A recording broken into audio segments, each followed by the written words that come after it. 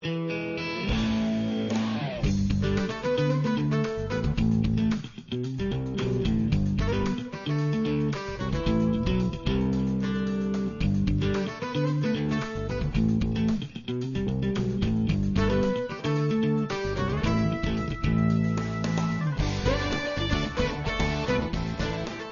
dia a todos e todas. Eu não estava no momento que foi chamado, eu estava conversando com o pessoal da Fundação Bradesco, mas eu sou a professora Joana, diretora de Gestão Pedagógica da Secretaria de Educação do Estado de Tocantins, e eu trago aqui também para vocês as experiências nossas em relação à seleção de diretores e também algumas experiências sobre a gestão escolar. Eu gostaria de, antes de iniciar aqui na tela, fazer um breve histórico sobre a gestão escolar no Tocantins. No Tocantins, a partir de 1997, a Secretaria, então, implantou o projeto Escola Comunitária de Gestão Compartilhada. Esse projeto ele tinha o objetivo principal garantir essa autonomia, assim como o Sobral apresentou aqui, autonomia pedagógica, administrativa e financeira a todas as escolas da rede estadual de ensino. No primeiro momento, nós começamos com algumas escolas por adesão, mas já em 2001, todas as escolas já participavam, então, desse projeto, e através das associações de apoio às escolas, com a participação da comunidade escolar e local, a escola, então, nós iniciamos em 1997 com a descentralização da merenda escolar, com recurso direto para a Associação de Apoio à Escola, para fazer, então, o seu cardápio próprio, a sua aceitabilidade, a sua degustação com seus próprios alunos. E aí, então, logo depois dessa descentralização da merenda escolar, nós começamos, então, com a descentralização do recurso para a manutenção das nossas escolas. Esse projeto, quando iniciou em 1997, já em 2001, com todas as escolas participando, nós percebemos a dificuldade que nós tínhamos em relação à atuação da liderança dentro da escola. E nossa forma de seleção aí de diretores escolares, ela era feita mesmo por indicação política até 2001. Quando, em 2001, logo no início do ano, nós começamos, então, um processo seletivo, com várias etapas. Na verdade, ela tinha 4 etapas, a mesma coisa que em 2007. Nós tínhamos a prova de títulos, a prova escrita, para a questão do perfil técnico e intelectual, no caso. Tínhamos também o plano de gestão, que seria entregue no ato da prova, no dia da realização da prova. Todos os candidatos entregariam, então, o seu plano de gestão com base no diagnóstico daquela escola em que ele estava concorrendo. E também tínhamos a entrevista. Fizemos esse processo seletivo em 2001 e começamos, então, a fazer uma série de avaliações em relação a esse processo.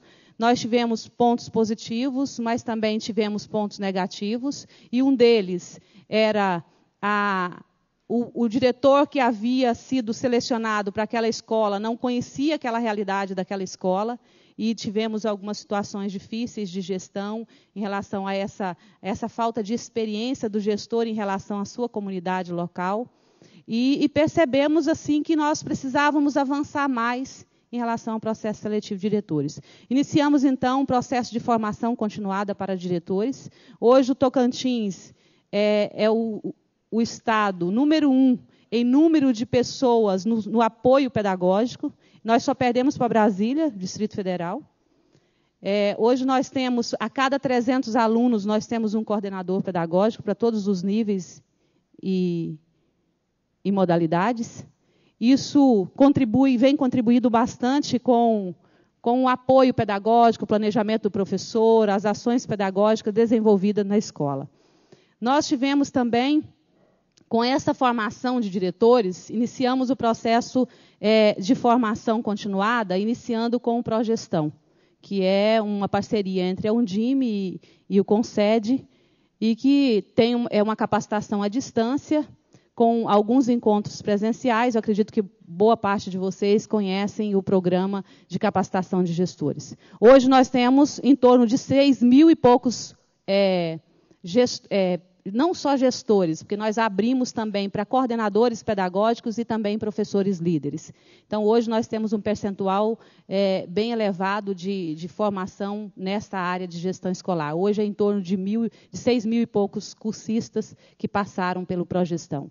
E, ao longo de 2001 até chegar a 2007, aí, nós fizemos um novo processo, que começou em 2006, com o mesmo formato de 2001, já com professores que já haviam passado pela formação de gestores, professores líderes, coordenadores pedagógicos. Então, hoje nós teríamos condições de selecionar um perfil com competências e habilidades muito mais proveitosas em relação ao anterior, considerando aí a ausência de formação continuada que nós tínhamos em 2001. Então, com esse caminhar de investimento na área da gestão escolar, com a formação continuada, em 2006, nós fizemos um novo processo. Nós tivemos aí um número muito maior de inscritos. O candidato, ao apresentar o seu plano de gestão, na entrevista, ele tinha que defender a sua proposta a partir do diagnóstico daquela escola. E eu queria pedir para colocar que é importante lembrar que, nesse período de 2001, nós tínhamos uns resultados de 1º ao 5º ano, e tanto em matemática como português, nós estávamos lá no 23º lugar no desempenho nas avaliações externas. Com a formação continuada, tanto de professores, com as parcerias do Instituto Ayrton Senna, assim como Sobral tem, Tocantins também desenvolve essa parceria, com monitoramento da sala de aula, com o acompanhamento do fluxo escolar dentro do ensino fundamental anos iniciais. E nós tivemos, tanto no eixo da gestão pedagógica, do acompanhamento pedagógico e também da valorização profissional, nós tivemos, então, um avanço muito grande com essas parcerias. Hoje, a questão da correção de fluxo não é mais um problema para o Tocantins. Nós conseguimos as metas. Em 2007, nós já conseguimos reduzir de 17% em relação à distorção idade-série para 0,7%. Então, nós tivemos um ganho bem satisfatório em relação à correção de fluxo.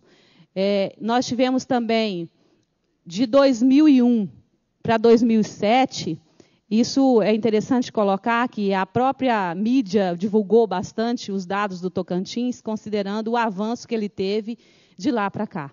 Nós saímos do 23º lugar para o 4º lugar em desempenho acadêmico nas avaliações que nós temos, no caso, a Prova Brasil. Então, foi um resultado bem satisfatório. Aqui na seleção de diretores, pode passar, por favor, o objetivo nosso aqui em 2007 era selecionar servidores para o exercício da função de diretores escolares, pode passar.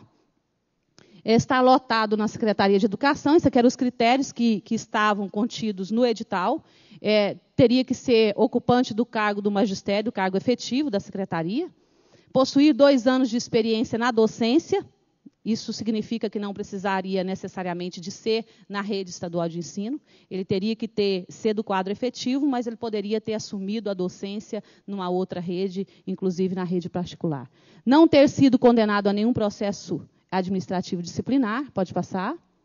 E, para a realização desse processo, nós constituímos 2 comissões. A comissão estadual, que teria aquele trabalho macro de capacitar a comissão regional, de designar também essa comissão, acompanhar a aplicação das provas, realizar as entrevistas e também publicar em edital, os nomes dos candidatos. E, logo em seguida, pode passar, a comissão regional teria a incumbência, então, de realizar as inscrições, de fazer análise dos títulos de todos os candidatos inscritos, realizar as entrevistas, receber e repassar à SEDUC todos os resultados. Então, nós dividimos as responsabilidades entre as diretorias regionais. Hoje, o Tocantins tem 13 diretorias regionais distribuídas em todo o Estado. Pode passar. E aqui a operacionalização, ainda em 2007, nós tivemos aqui 4 etapas, que foi a primeira da inscrição, a segunda da prova escrita e a entrega do plano de gestão que eu havia dito. A terceira, a entrevista dos candidatos, e a quarta, análise dos títulos.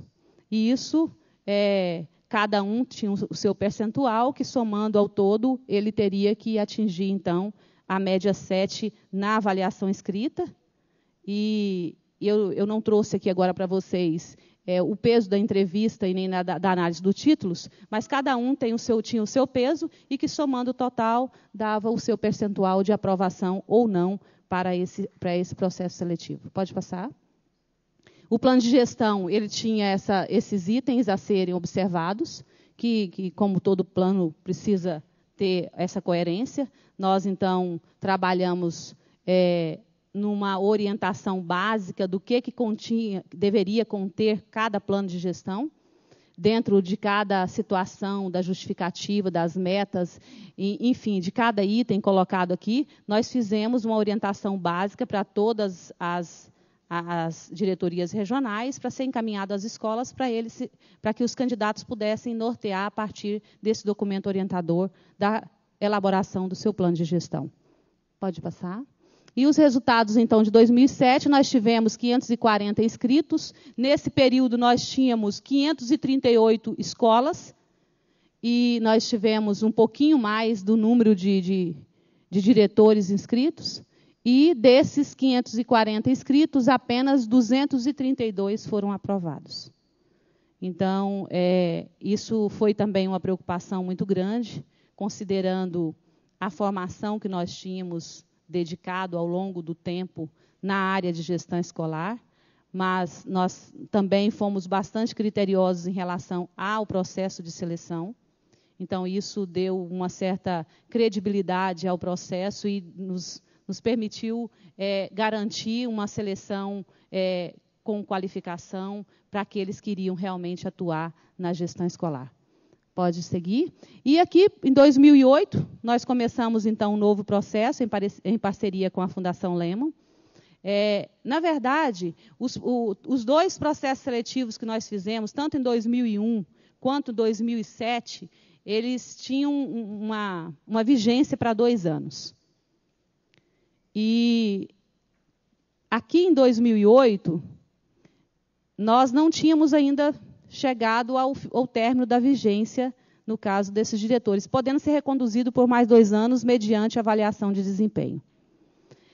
Quando nós fizemos o processo seletivo de 2007, no ato da posse, os diretores deveriam, então, assinar um termo de compromisso. Esse termo de compromisso, ele contém as metas de cada escola, a partir dos seus indicadores, a partir dos resultados de cada escola, e esse termo de compromisso é monitorado pela Coordenadoria de Gestão, que fica na Secretaria de Educação e se estende até as diretorias regionais de ensino, com foco sempre no fortalecimento da liderança.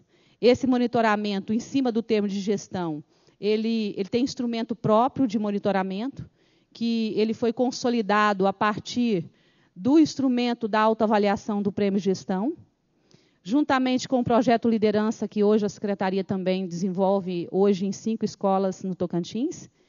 E, a partir desse novo instrumento, os técnicos de monitoramento da gestão começou, então, a perceber que havia uma certa dificuldade em o diretor assumir a responsabilidade da escola. E esse monitoramento para 2009, até 2007, ele acontecia com foco na gestão da sala de aula. Para 2009, nós mudamos, então, o foco para a gestão escolar, considerando o termo de compromisso que o diretor havia assinado no ato da sua posse, considerando os resultados de desempenho de cada escola e as metas a serem alcançadas. Hoje a Secretaria tem um plano estratégico da Secretaria que permite, através do sistema online, monitorar todo o desempenho bimestral de cada escola em todo o Estado. Então, isso dá condições dessa equipe de monitoramento diagnosticar todas as dificuldades e todos os desafios que a escola está enfrentando, além da central de ouvidoria que nós temos, das denúncias, do controle interno em relação à parte administrativa e financeira. Então, através de tudo isso, os técnicos de acompanhamento faz todo o diagnóstico e, ao ir até a escola, ele já vai com o instrumento preenchido. Esse instrumento já diz todos os pontos problemáticos que a escola está enfrentando e quais são os encaminhamentos e os prazos definidos para a resolução de cada situação. Então, isso fez com que a gente fortalecesse tanto esse termo de compromisso que o gestor assinou no ato da sua posse. Então, em 2008, nós começamos, juntamente com a Fundação Lemon, essa parceria para fazer, então, o credenciamento dos diretores, credenciamento para a função de diretores escolares. No primeiro momento, que abrimos as inscrições, a própria escola compreendeu que esse processo de credenciamento era mais um processo seletivo de diretores. E que, na verdade, ao longo do processo, nós fomos informando e orientando as escolas que seria muito mais um banco de dados para a secretaria, para depois pensar como ela faria nesse processo de finalização da situação da seletiva dos diretores. Considerando que um dos desejos do Tocantins é trabalhar dentro do processo de eleição de diretores. Mas nós sabemos que todas as experiências que nós temos até hoje no Brasil, elas não têm mostrado benefícios em relação a esse processo, visto que se torna um cabide eleitoral, cabo eleitoral de deputado, de vereadores, de prefeitos, enfim. Então, nós sabemos também qual é a concepção de educação que o nosso tocantinense tem, que os pais, a família de uma forma geral e também as próprias escolas. Então, a partir desse momento que nós conversamos e definimos que faríamos esse credenciamento para a função de diretores, queremos chegar até no processo de certificação, considerando que esse é o nosso primeiro momento, a nossa primeira experiência de credenciamento. Mas nós precisamos, através dessa formação de diretores, trabalhar a questão da conscientização, da participação da comunidade também na escolha desse diretor, mas de uma forma consciente e responsável.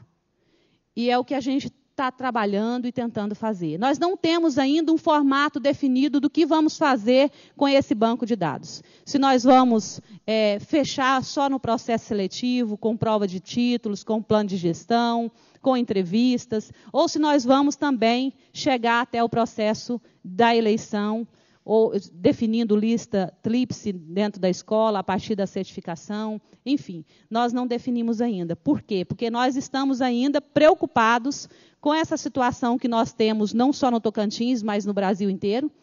Nós estamos hoje trabalhando e investindo na formação continuada da liderança escolar. Nós temos hoje uma parceria com a Fundação Lemon de formação dos coordenadores pedagógicos, que é um curso muito bom, que está dando resultado satisfatório nas escolas que estão tendo essa formação. Na verdade, acaba sendo uma formação, porque, de certa forma, o cursista, o participante desse processo, ele, além de estudar, ele vivencia a prática na escola. Nós temos também o Gestão para o Sucesso Escolar, que nós já concluímos o ano passado, a segunda turma, e também traz um conteúdo muito significativo para a liderança, para o fortalecimento da liderança escolar, considerando que, além do processo do conhecimento intelectual, ele relaciona a todo momento a prática cotidiana do diretor na escola. Então, acaba forçando esse projeto de formação continuada. Ele força o diretor a realizar as suas atividades dentro da escola, para, então, responder às atividades do curso, e isso facilita muito, e a gente tem depoimentos significativos e resultados também significativos com essa formação. Continuamos com o Progestão. Esse credenciamento, é importante lembrar que os outros processos seletivos que fizemos em 2001 e 2007, nós fizemos só para a rede estadual. o credenciamento ele já se estendeu à rede municipal. Nós fizemos uma parceria também com o município. Aqueles prefeitos que quiseram e tiveram interesse fizeram adesão e puderam participar também desse processo de credenciamento. É importante, pode passar o credenciamento. Nós tivemos também, pode passar, o objetivo aí era selecionar o perfil com competência técnica. Os critérios, ele caminha no mesmo formato dos nossos outros processos seletivos, em relação ao tempo de permanência, os 2 anos de docência, possuir, no mínimo, ser do cargo ocupante. Quando nós colocamos ser do cargo ocupante, do cargo efetivo do magistério, com no mínimo 2 anos, significa que ele pode estar na Secretaria de Educação como coordenador pedagógico, orientador educacional, ou até mesmo técnico da Secretaria, e ter tido a experiência docente numa outra rede. Pode passar. Ter formação mínima para os candidatos é um diferencial também, que não tínhamos isso na verdade, nós tínhamos no processo seletivo, todos teriam que ter, então, nível superior para atuar nas escolas de ensino médio e ensino fundamental anos finais, e o magistério nível normal para as escolas do 1º ao 5º ano. Aqui, da mesma forma, foi também estabelecidos os critérios, tanto para a rede municipal quanto para a rede estadual. Pode passar. E aqui a operacionalização foi um pouquinho diferente dos nossos processos seletivos, que aqui nós não tivemos nem a entrega do plano de gestão, considerando que não é um processo seletivo, e muito menos a entrevista. Então, aqui ficou a primeira etapa, as inscrições, e depois o caderno de estudos, importante lembrar e mostrar para vocês esse caderno de estudos, elaborado aqui pela Positivo e pela Fundação Lemon, com a parceria da professora Heloísa Luque. Esse material riquíssimo em conteúdos para fortalecer aqui a base, no caso, para esse perfil, para essa competência técnica. Eles receberam esse caderno de estudos com tempo hábil para estudar, realmente se preparar para esse credenciamento. E a última, terceira etapa ali, nós, então, tivemos a prova escrita. Essa prova escrita pode passar. As comissões, da mesma forma, não vou me ater, porque nós tivemos o mesmo critério, os mesmos critérios em relação à comissão estadual e à comissão regional, da mesma forma que eu apresentei para vocês no processo seletivo. Próximo. Próximo também. Isso. E, olha só, no processo de credenciamento, nós tivemos um número muito maior de inscritos. 1.361. Por que nós tivemos um número grande?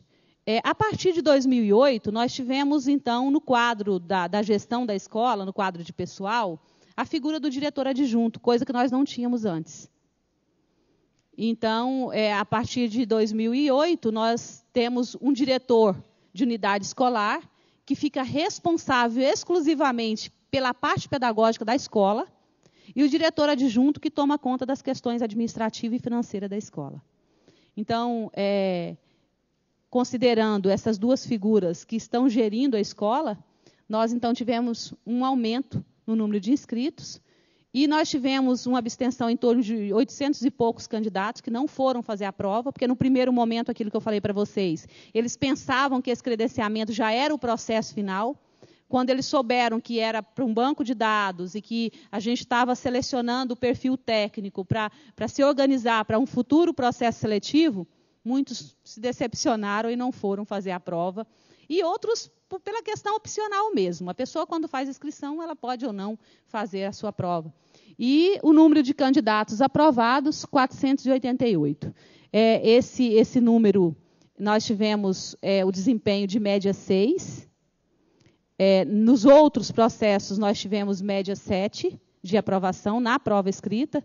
Então, nós deixamos média 6, considerando que estaria entre ali a média 5, que é a média nacional para os nossos alunos, e a média 7 do Tocantins. Hoje, a média do Tocantins de aprovação é 7. Então, nós fizemos ali um equilíbrio entre a média nacional e a média estadual de aprovação para os nossos alunos.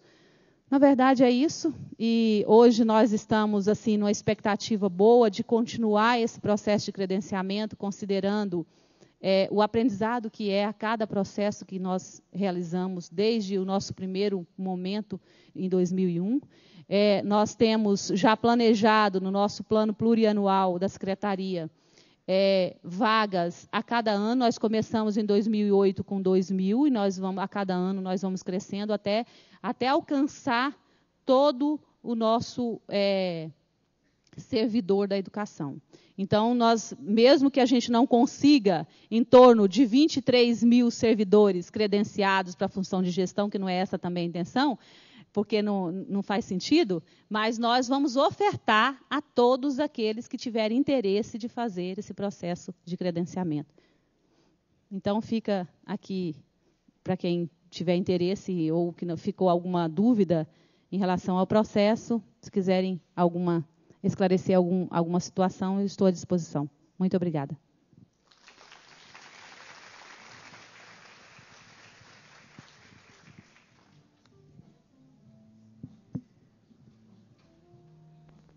Vou pedir para o professor Júlio se juntar aqui à professora Joana, nas poltronas, ficarem bem confortáveis, para que a plateia possa fazer perguntas.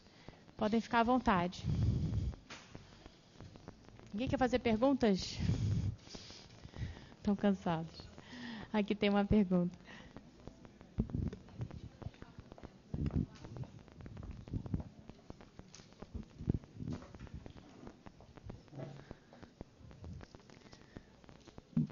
Bom dia.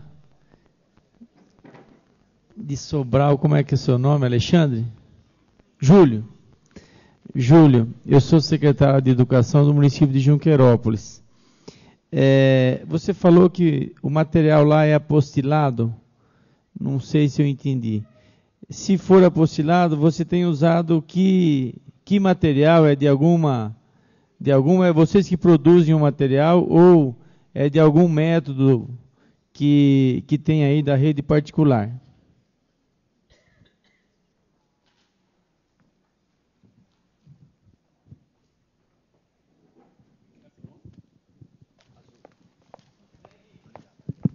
Henrique, a gente vem utilizando o que a gente chama de material didático estruturado, né? Especificamente para cada série.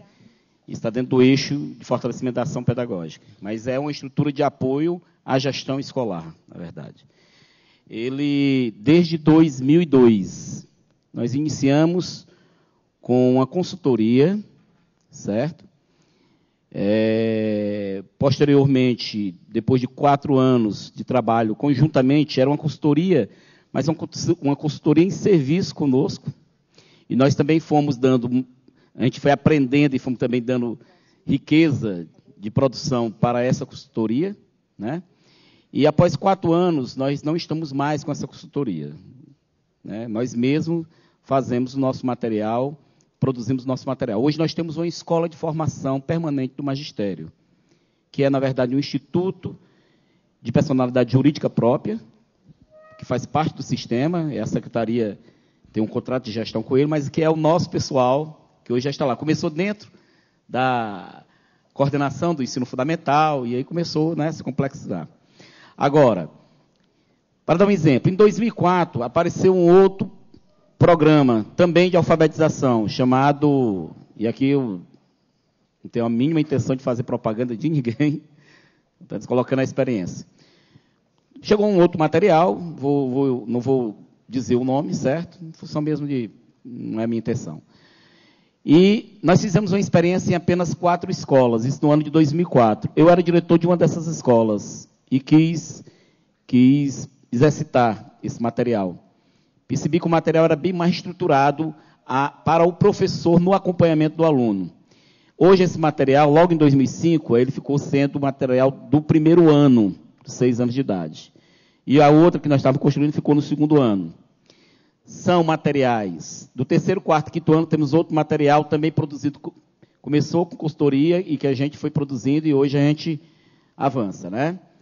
Agora, são materiais com... É uma discussão, né? Mas assim, são materiais que têm linhas diferentes de concepção pedagógica, né? e que Sobral não se ateve muito a isso. A gente acha importante essa discussão sobre a concepção, mas a gente se atenou principalmente à aprendizagem das crianças e, fundamentalmente, à estruturação do material. Então, a gente faz a discussão sobre concepção, né, pedagógica que está lá incluída, quanto mais aberta e rica, melhor, mas o que vale, ao final das contas, é o resultado da aprendizagem das crianças e a estruturação de apoio que o material dá ao professor na sua formação em serviço. Não sei se eu te respondi, né?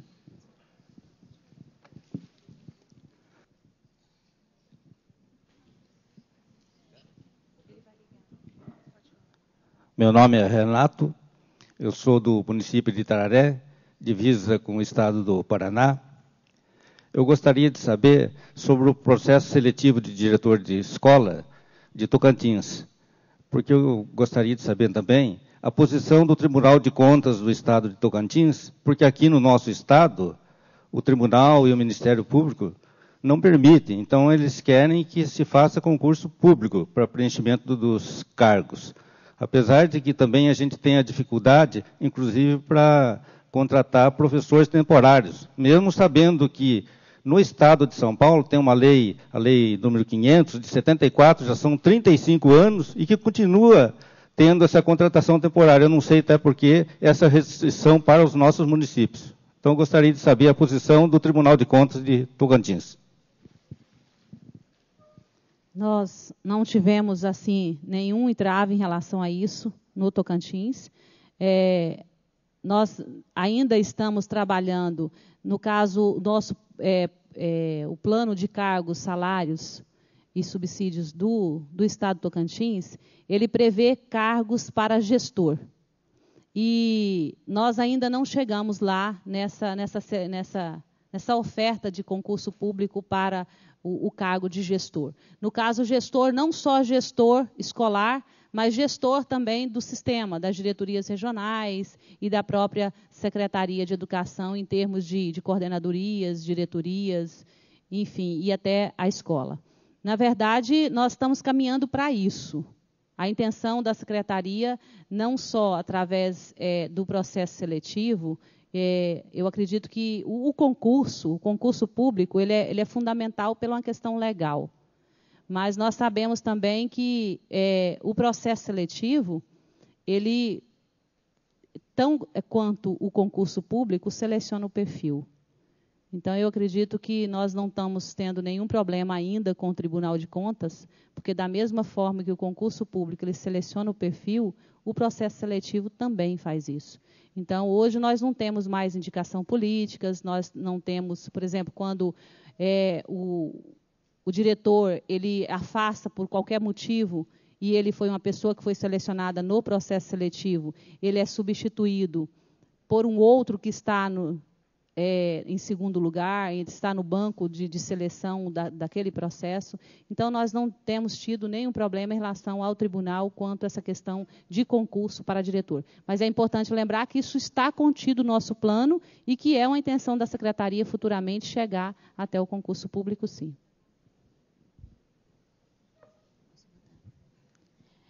Por favor, a pergunta é para o seu Júlio. Eu sou Luciane Biancardi, de Pindorama. Foi dito que o início do seu projeto foi 2001, tá certo? Bom, foi então o ano de criação do Plano Nacional de Educação, certo? E o senhor deixou bem claro a preocupação com a construção de um perfil pedagógico único na gestão. O que isso é maravilhoso, acho muito bom. Então, a minha pergunta seria o seguinte: o ano de aprovação do Plano Nacional de Educação foi em 2001 e ele sugere a construção do Plano Municipal de Educação. Então, em que momento o seu Plano Municipal de Educação foi construído? Se ele interferiu no projeto ou aconteceu o inverso? Por uma questão de data, o projeto interferiu na construção do Plano Municipal de Educação. Por favor. De maneira muito objetiva, foi o inverso. O projeto interferiu no Plano Municipal. Na verdade, o Plano Municipal foi se consolidar 3 anos posteriormente. E tem muitas das características dessa experiência. Então, o Plano Municipal, na verdade, em Sobral, ele foi na verdade, uma indução do projeto, como todas as ações hoje da política educacional de Sobral. Esse projeto ele tem idade muito clara. Ele iniciou em 2001 e está se consolidando aí aos 7 anos de idade, né? Está no processo de alfabetização. E ele é que induz, na verdade, as ações sobre as outras ações de fortalecimento da educação municipal, como é o Plano Municipal de Educação. Meu nome é Francisco, eu sou secretário de Jundiaí. Eu queria perguntar para o secretário de Sobral a respeito do estado probatório. Você disse que o estado probatório, os ingressantes têm 25% de tempo para estudo. Eu queria saber como é que funciona isso, em termos de remuneração, inclusive, e ao final do estágio probatório, se ele passa por um processo avaliativo e quais são as consequências desse processo avaliativo. Ótimo. Você me dá a oportunidade de focar uma coisa que eu disse, mas talvez eu não explicitei. O carro-chefe de Sobral é o fortalecimento da gestão escolar. Para Sobral, isso é muito importante, né? O fortalecimento da ação pedagógica e da valorização do magistério são importantes, indispensáveis, mas o primordial, o que faz a diferença, é a gestão escolar. Isso a gente tem muito claro. E eu disse na minha apresentação que o eixo de valorização do magistério, onde está o estágio probatório, além de outras ações, ele veio posteriormente se consolidar. E é verdade. E na nossa história, isso foi fundamental. Primeiro, vamos fazer o dever de casa. Escola, secretaria, professor, diretor, coordenador, secretário. E depois, para e passo, veio se desenvolvendo um processo de valorização do magistério. Isso foi muito importante, né?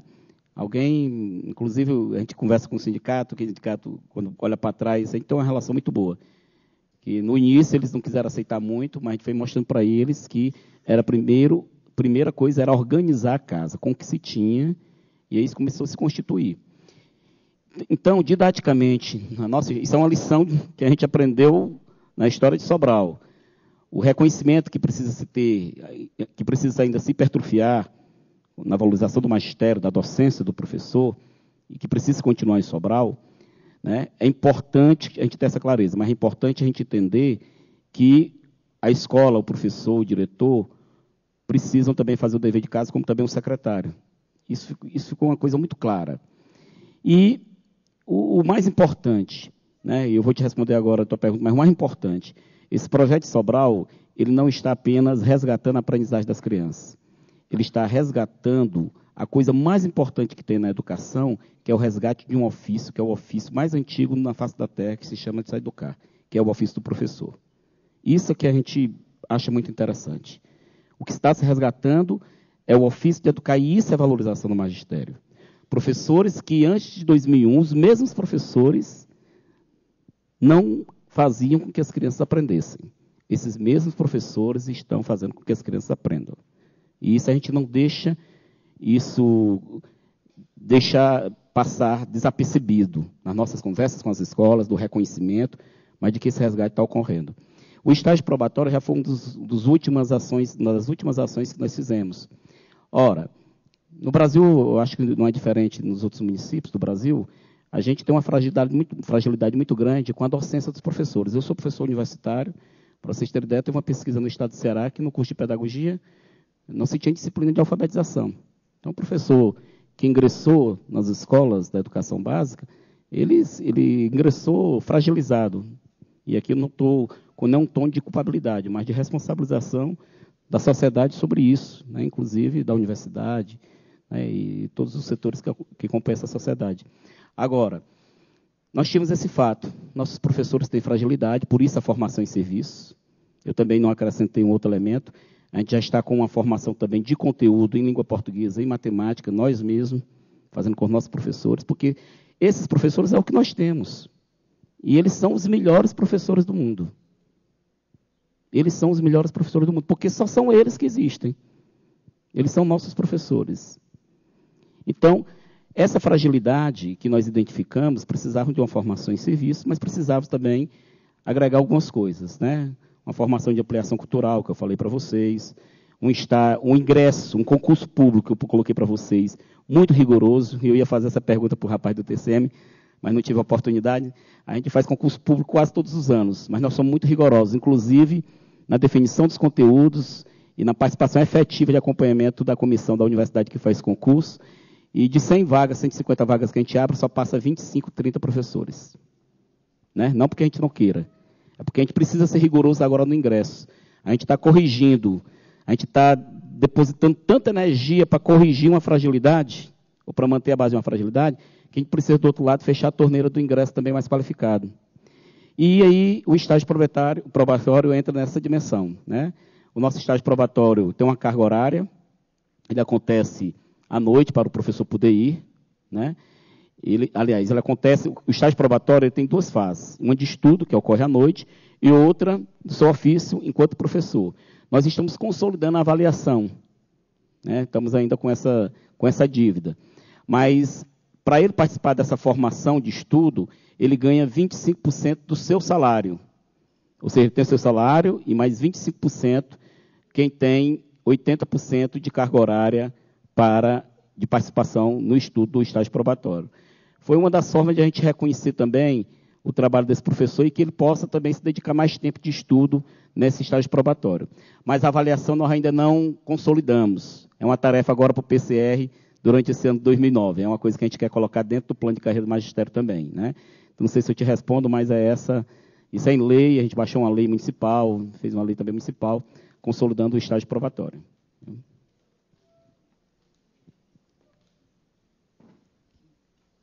Bom dia, eu sou Olga, secretária da Educação de Cotia. A minha pergunta é para o Júlio de Sobral. Observando os 3 grandes eixos, eu não vejo contemplado aqui o eixo de fortalecimento da supervisão escolar.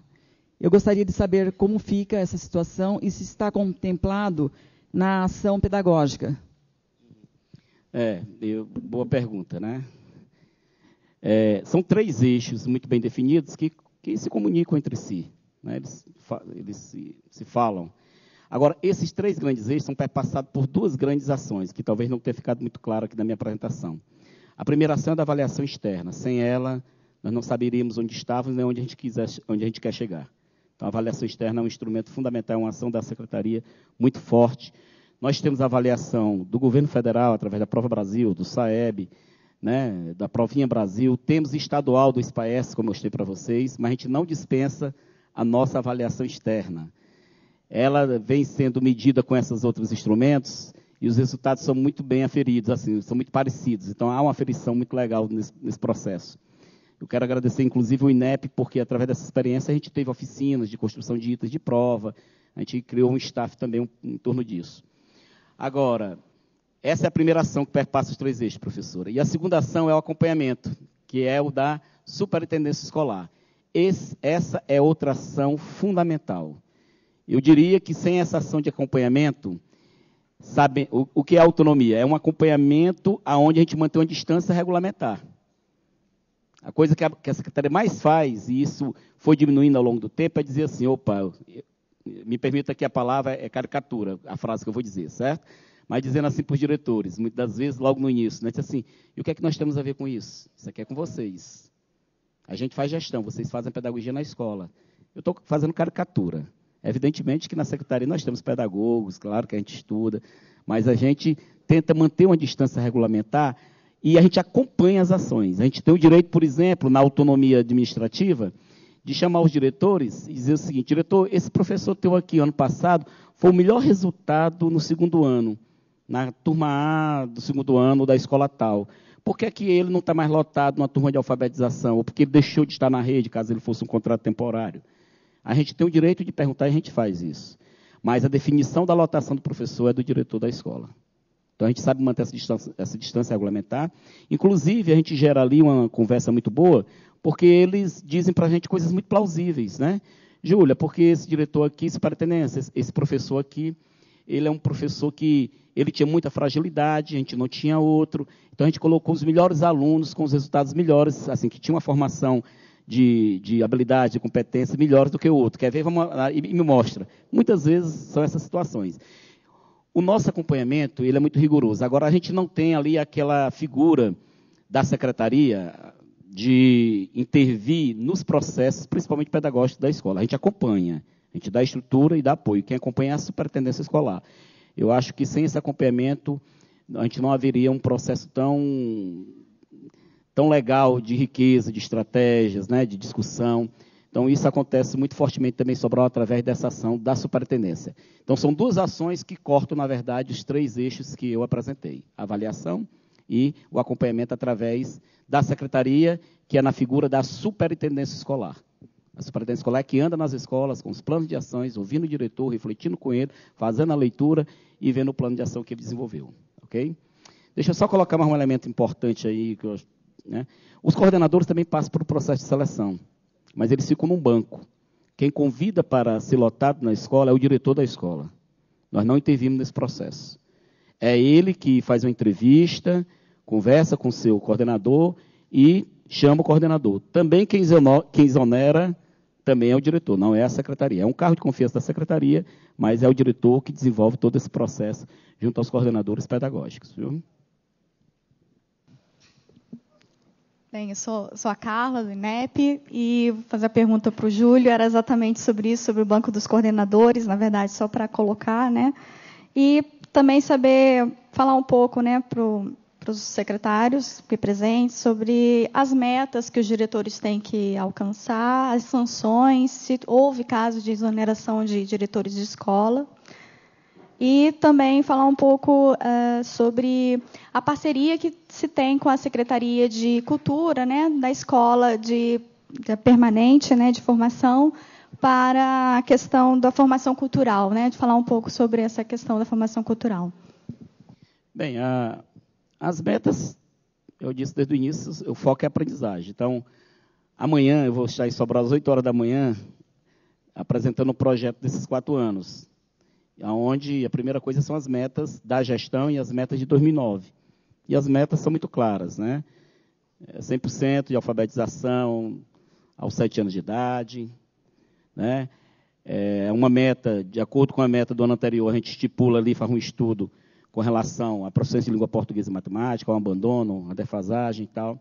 Então, as metas aí são muito claras. Essas metas, elas são definidas também numa lei do diretor, de escolha do diretor, de seleção do diretor, é uma lei municipal, onde tem critérios que os diretores têm que se pautar, inclusive passíveis de exoneração, caso eles não cumpram, entre eles, dos resultados de aprendizagem, entre eles, de utilização do recurso público, porque o recurso do Fundo de Autonomia Escolar vai para a escola e vem do 40% do Fundeb, através de lei, e eles prestam conta com a secretaria. Né? Então, são muito claras as minhas metas. A única coisa que a gente ficou em dúvida, e a professora tocou aqui no assunto, não porque a gente não quisesse, mas foi do termo de compromisso. Porque a gente tentou, e está estudando essa história do termo de compromisso há uns 2 ou 3 anos, mas a gente percebeu que, na nossa realidade, às vezes ele vai engessar, porque o termo de compromisso traz consigo o tempo de gestão, e a gente não conseguiu ali uma equação ainda para conseguir sair dessa sinuca. Né? Porque a gente faz um investimento muito grande no diretor. Nós não queremos, por exemplo, nos desfazer dos diretores que estão conosco há muito tempo. Não é essa a nossa intenção, pelo contrário. Né? Mas já tivemos casos de exoneração. Né? E já tivemos casos de exoneração de maneira muito clara. Que dentro dos indicadores que nós colocamos, a gente tem toda uma leitura das ações das escolas, do diretor. Já tivemos casos de exoneração. Já tivemos casos de retirar diretor e ir para uma vice-direção. Já tivemos casos de trocar diretor, fazer rodízio entre as escolas. Né? Agora mesmo nós fizemos 14 rodízios entre as escolas diante de um estudo que a gente vinha fazendo há 2 anos. Identificando o perfil da escola, desenvolvimento das ações que vinham sendo feitas, levando em consideração a identidade com a comunidade escolar. Mas e é um procedimento, não um procedimento artificial e mecânico, mas um procedimento rodízio também dos diretores nas escolas. E estamos aí, e já falar na escola de formação, estamos aí com um projeto novo que como a gente estava ficando engessado nesse processo, a gente está querendo contratar, nós temos 45 diretores, nós queremos contratar 55. E não sei como é isso, o tribunal vai ver, mas a ideia é essa, e que esses 55 ou 50 fiquem na folha recebendo, com formação em serviço, mas sem ser diretor de escola, esses 5 que passam, ou os 10 que passam. E a gente está pensando num processo de tutoria, de residência, com esses que estão fora do ofício, ali no dia a dia. Eles participam da formação, e depois de 6 meses, 1 ano, ele vem para cá e sai mais 5, sai mais 10 para esse tipo de residência, de tutoria, que a gente está vendo aí como se desenvolver, porque a gente acha que é importante manter esses saberes ali coletivamente, gerando saberes de gestão. Então, a gente está com esse processo, é novo, a gente começou a definir isso ao final do ano passado, e queremos instituir. Com relação à escola de formação, né, o que Sobral, na verdade, eu acredito muito na pedagogia da sobrevivência, da necessidade. Eu acho que ela é muito rica e ela deixa a gente com os pés muito na realidade. E o que aconteceu conosco foi, na verdade, uma pedagogia de sobrevivência, da necessidade. A gente começou com uma coisa muito legal, com definições muito claras, com muita vontade, né? A gente tinha muito claro que tinha que acabar com a politicagem, os chefetes políticos dentro da escola. Isso para a gente foi fundamental. E o que tinha que valer era o compromisso com a educação, aí, traduzido na aprendizagem das nossas crianças. Mas as coisas foram tomando complexidade, né? A formação foi uma delas. Ela começou ali muito básica, muito rudimentar, muito artesanal dentro da secretaria. E hoje a gente tem uma escola de formação, como eu disse. A nossa relação é visceral, né? É visceral, porque quando a gente vai apresentar, a gente diz assim, a secretaria pensa a demanda, a política educacional, e a escola, a inteligência da escola é desenvolver os processos de formação através dos materiais que foram escolhidos, da demanda que tem. Mas não é esse a lógica. A lógica, na verdade, é muito mais ali próxima a gente, né? O pessoal da escola é o nosso pessoal, inclusive, né? Então, ela é muito importante. Agora, dentro da escola de formação, surgiu o que a Carla colocou, o Olhares. O Olhares é um programa que se desenvolve durante todo o ano. Como a gente percebeu que o nosso professor tinha fragilidade na docência, primeiro fomos para coisas muito concretas, formação em serviço, material didático estruturado, rotina em sala de aula. Com isso, organizava o tempo pedagógico dentro da sala de aula, porque as atividades, a rotina amarrava isso. Depois, formação pessoal, que a gente chama de conteúdos, onde a gente acha que é importante, a gente está investindo em 3 turmas aí de língua portuguesa e matemática, formação de conteúdos. E a outra é de ampliação cultural, são esses 3 eixos da escola de formação. Então, a gente tem atividades durante todo o ano, sem ser em tempo de aula, nem de professor, nem de aluno, né? Ou à noite, ou final de semana. É espontâneo, o que você recebe é uma certificação. Aí nós temos os mestres do ofício, que são aquelas pessoas que não têm titularidade, mas que têm sabedoria. Nós temos alguns casos no estado do Ceará, a gente traz, aí é aquela palestra, aquela conferência que a gente percebe que as pessoas saem ali, valeu a pena a gente vir. Então, esses são os mestres do ofício. Ocorre durante todo o ano. Nós temos encontros com escritores. Aí nós tivemos já a Ana Miranda, o Ariano Suassunda, né? Suassunda já estive lá, o Fernando Veríssimo, nós já levamos também. Durante todo o ano a gente desenvolve essas atividades. Nós temos oficinas, muitas vezes, tudo voltado para o professor. Só quem pode participar são os professores. Que a gente anda pela cidade com uma pessoa que entende da história da cidade, falando sobre os pontos turísticos, da cultura, né? A gente tem oficinas de fotografia, de xilogravura. E, ao final do ano, em outubro, dia do professor, a gente faz um congresso que termina com o baile do professor, e o congresso também tem essa visão, de ter vários olhares para enriquecer ali o ofício do professor. Então, esse é um programa de ampliação cultural, e a gente entende o seguinte, a gente precisava de curto prazo com resultados, formação em serviço, rotina, material didático estruturado e uma grande liderança. E precisava de um a longo prazo, médio e longo prazo, que é o de ampliação cultural, né? E com isso também ingresso dentro da rede. Então, é assim que a gente trabalha. Parabéns, professor Júlio, professora Joana, por essa amostragem do trabalho de vocês. E a minha questão vem até complementar toda essa colocação que o senhor fez, importante que é essa capacitação do professor.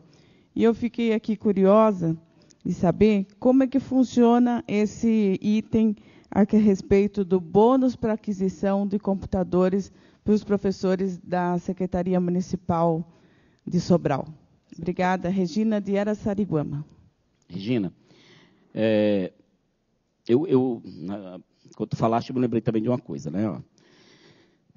Eu só posso falar do local onde eu me situo, né? Claro que eu posso falar, mas é muito forte onde a gente vive. eu pretendo deixar muito claro para vocês que esses 3 eixos são importantes, vou repetir uma fala minha, mas se não for uma liderança diferenciada dentro da escola, nada disso acontece. Pode ter material didático, pode ter formação de professor, pode ter o que tiver que o dinheiro possa comprar. Mas a liderança do gestor escolar é que faz a grande diferença nesse processo. E isso eu estou dizendo antes e depois da gente instituir esse projeto. Instituído esse projeto, a gente percebeu que tinha escolas que avançavam, né? Assim, a gente olhava para a escola, conversava a identidade do grupo, o foco, as ações, as estratégias riquíssimas, e tinha outra escola que, como diz na gira, né? Patinava na maionese, né? Porque identificar o perfil é muito importante, mas desenvolver o perfil em ofício do trabalho é muito mais importante do que isso. E isso não é tão fácil. Por isso que o acompanhamento é importante da secretaria. Então, estou dizendo isso porque é importante ficar claro, porque é o que a gente acha lá, é o que a gente percebeu.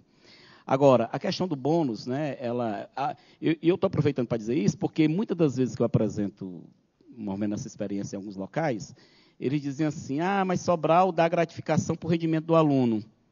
Nós não damos uma gratificação, não é verdade? Certo? Não falei da média que sai, varia de 65 a 130 reais. Se tiver 2 turmas, pode ser 260 acima do salário. A gente instituiu o piso, mas a gente garantiu a gratificação fora do piso. A gente não colocou no bojo não, porque não acabava com a política de incentivo por desempenho. Mas não é essa gratificação, nem esse incentivo que faz a diferença em Sobral. É ledo engano pensar isso. Não é. Porque muitas vezes as pessoas dizem, é porque tem o dinheirozinho a mais, por isso o professor. É um incentivo, mas não é ele que faz a diferença. O que faz a diferença é o acompanhamento, a liderança da gestão escolar. Isso não pode ser, isso é pré-requisito. Cada coisa no seu lugar. Então, isso é importante dizer isso. Por isso que eu disse a vocês que a valorização do magistério veio se consolidar posteriormente. Primeiro foi a tarefa de casa. Depois a gente foi dando alguns apoios à valorização do magistério. O bônus, ele acontece o seguinte, até o bônus a gente centraliza. Por exemplo, quando as turmas de foco era primeiro e segundo ano, teve um ano que a gente botou, só quem podia ganhar bônus era o professor do primeiro ano. Depois passamos para o segundo ano, aí depois passamos para o terceiro, para o quarto, para o quinto. Aí agora está a maior confusão que todos querem receber bônus e a gente não sabe a quem dá mais, em função dos critérios. Mas a gente vai instituir esse ano também, né? Diretores querem, a gente não permitiu, era só para professor. E ele é a gente fez uma lei também, né, que permite o bônus, é um bônus substancial hoje, com a queda que teve aí a aquisição de um PC, né? Hoje o nosso bônus é em torno de R$800. E a gente dá em torno de 150 a 200 bônus por ano. Queremos até aumentar. Mas a gente elege critérios. Tudo que nós fazemos, a gente elege critérios, e sempre voltados ali à aprendizagem das crianças. E cada ano os critérios são renovados, e a gente institui a cada portaria novos critérios de aquisição do bônus para a compra de computadores.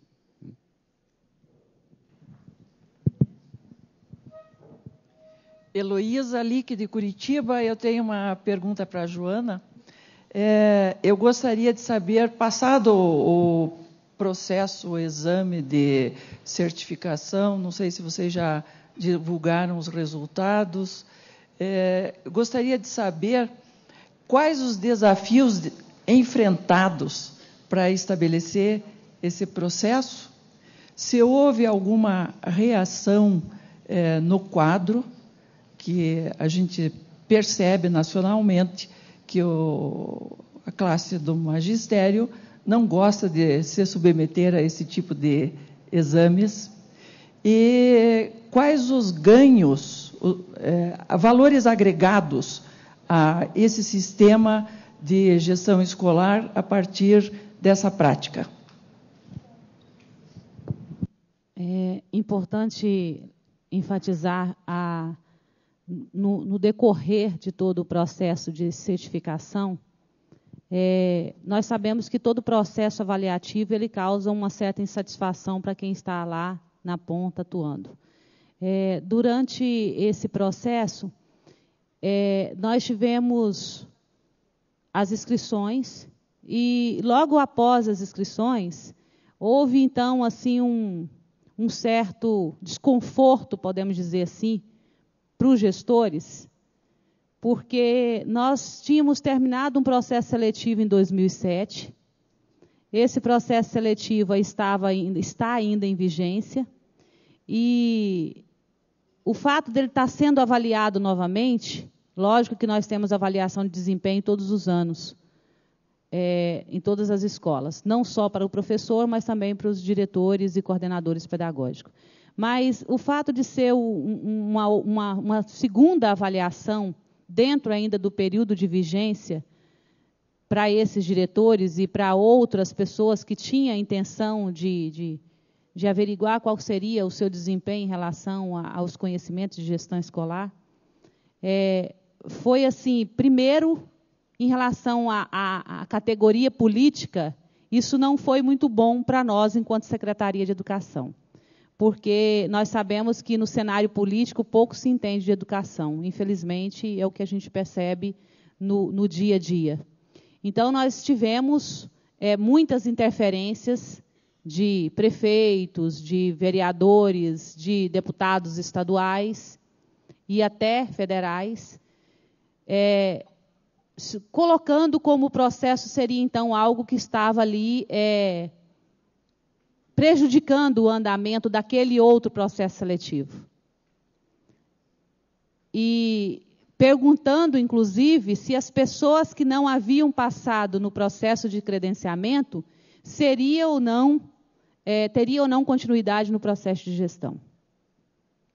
Como nós não definimos isso ainda, considerando que nós estamos fechando ainda a proposta, isso foi difícil até para nós lidar com essa situação política. Em relação ao candidato inscrito, tivemos situações em que o diretor da escola não passou e o outro colega passou e já quer tomar a vaga do diretor. Então, assim, tivemos várias situações, das mais inusitadas possível, em relação a tomar posse, no caso, da vaga em que foi credenciado. E nós tivemos todo um trabalho de divulgação, de ir para a mídia e dizer que era um processo de credenciamento que ainda nesse primeiro momento seria um banco de dados para um fechamento posterior desse procedimento de seleção. E, de uma certa forma, tivemos pontos positivos. E um deles foi a preparação, que, como eu coloquei aqui para vocês, esse material aqui, as dimensões da gestão escolar e suas competências, isso trouxe de certa forma, sacudiu a equipe gestora para perceber o quanto ela precisava se aperfeiçoar, se envolver mais no estudo, na preparação para atuar enquanto liderança. Além de termos a formação continuada, nós temos hoje, ainda temos o Progestão, temos a especialização do Progestão, que é a continuidade do Progestão em nível de especialização, realizado pela Secretaria. E temos ainda o GET, que é a Gestão e Tecnologia, trabalhando o gestor para o uso das TICs na escola. E o GSE, que é a Gestão para o Sucesso Escolar, que também é uma formação em serviço. E ainda temos outros encontros pedagógicos com diretores e coordenadores pedagógicos para estudos, para discussão em relação a estudos de caso relacionado ao cotidiano da escola. Mas o processo de credenciamento, ele trouxe assim um diferencial, podemos dizer, para quem estava na escola, em perceber que ainda não estava do jeito que precisariam em relação ao perfil, ao desempenho, às competências. E o material contribuiu, o próprio edital, que indicava as ementas do que seriam cobrado na avaliação escrita, também trouxe uma sacudida muito boa para o gestor, e nós percebemos que isso fez uma diferença na postura do diretor a partir de então. Lógico que nós continuaremos com o processo, a Fundação Lehman, através da Universidade Positivo, que elaborou a prova da certificação, e a aplicação feita pela própria Secretaria de Educação, mas que nós teremos continuidade nesse processo. Inclusive, aqueles diretores que não tiveram nota para aprovação, eles poderão continuar fazendo. E isso dá um certo estímulo a ele a continuar estudando. Então, para nós também isso foi muito bom. Hoje nós já recebemos vários diretores de escola dizendo, olha, eu não me preparei, eu achei que a prova seria mais fácil, mas o ano que vem, que vai ter novamente, eu já estou me preparando da agora. Então, de certa forma, isso foi positivo, sim. Contribuiu para que o gestor se olhasse, se autoavaliasse. E nesse termo de compromisso do processo anterior, as metas são claras de acordo com cada escola. E o fato de ele não ter conseguido atingir a meta, essa autoavaliação da avaliação trouxe a ele uma postura diferente hoje na escola. E nós acreditamos que, ao longo desse processo, os desafios acontecem porque nós temos um estado ainda muito novo, Tocantins faz 20 anos esse ano, é ainda um jovem muito imaturo ainda, né? Podemos dizer assim, em termos de tempo de criação do Estado. Muitas dificuldades nós temos, é um Estado que tem uma extensão territorial grande, nós temos 139 municípios, e eu costumo dizer assim, que quando a gente sobrevoa a região norte e a região sul, a gente percebe uma diferença muito grande em termos populacionais e também de evolução em todos os sentidos. E o Tocantins enfrenta esse desafio, assim como toda a região norte enfrenta, mas eu acredito que esse processo de credenciamento, até chegar ao final do que nós estamos planejando, ou com a eleição pela comunidade do diretor, ou fechar no processo seletivo, ou chegar a um concurso público, usando como critério a certificação, enfim, nós não fechamos ainda, mas ele teve os pontos negativos, como eu coloquei, mas os pontos positivos foram muito melhores do que os negativos. Então, isso nos dá uma sustentabilidade para continuar fechando o processo. Até 2010, nós queremos fechar em torno de 5.500 certificados, não certificados aprovados, mas que teve a oportunidade de se inscreverem para a função de diretores nesse processo de certificação. Gente, só um minuto. O motorista eu vou ter que liberar a professora Joana na frente. O professor Júlio fica mais um pouquinho, mas o motorista está dizendo que senão ela perde o avião. Desculpa, eu vou ter que tirar você daí.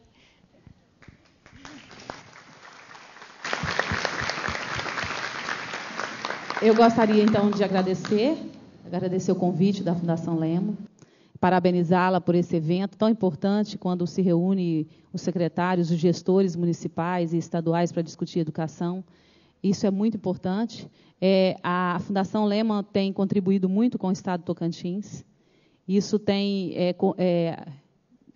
nós temos percebido isso ao longo dos anos que estamos trabalhando. Há mais de 2 anos já estamos nessa parceria. E dizer a vocês que nossa intenção é de continuar fortalecendo os laços, porque essa contribuição vem tornando os resultados melhores para o Tocantins. Desejar a todos os gestores municipais um excelente trabalho. Nós sabemos que muitos de vocês estão iniciando agora e outros já são veteranos, mas desejar a vocês, assim como Sobral, parabenizar Sobral por esse excelente trabalho. Desejar a todos também uma gestão de sucesso a cada um de vocês. Muito obrigada e, mais uma vez, obrigada à Fundação Lema, na pessoa da professora Ilona. Eu não sei se a professora é.